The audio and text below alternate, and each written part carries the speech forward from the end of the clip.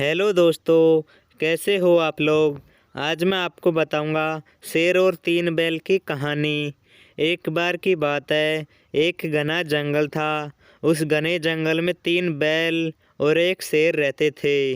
तीन बैल बहुत ही अच्छे दोस्त थे और शेर उनसे हमेशा लड़ाई झगड़ा करता रहता था।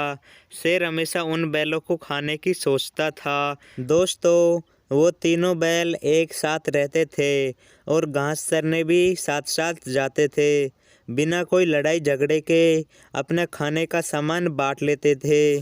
और वो शेर यूँ सोचता था कि कब ये तीनों बिछड़ेंगे और मैं इनको अलग अलग करके खा जाऊंगा। लेकिन वो शेर यह बात जानता था कि जब तक ये एक साथ हैं तो मैं इनका कुछ भी नहीं कर सकता। एक दिन शेर ने सोचा, क्यों ना इन तीनों को अलग करने की कोशिश करें। और दोस्तों, शेर ने उन तीनों बैलों के बारे में आपस में अफवाहें फैला दी और बैल ये बात सुनकर बहुत ही ज़्यादा दुखी हो गए और आपस में लड़ने झगड़ने लग गए।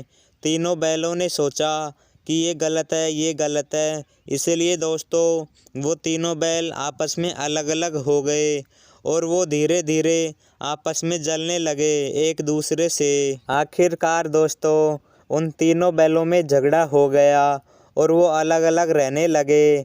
शेर के लिए यह बहुत ही अच्छी खबर थी।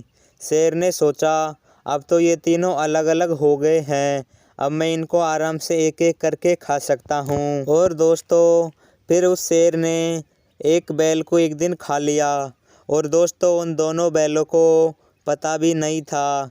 फिर दोस्तों, धीरे धीरे शेर ने एक एक करके उन दोनों बैलों को भी खा गया और दोस्तों धीरे धीरे करके वो शेर तीनों बैलों को खा गया। तो दोस्तों, इसीलिए कहा जाता है कि एकता में ही शक्ति होती है।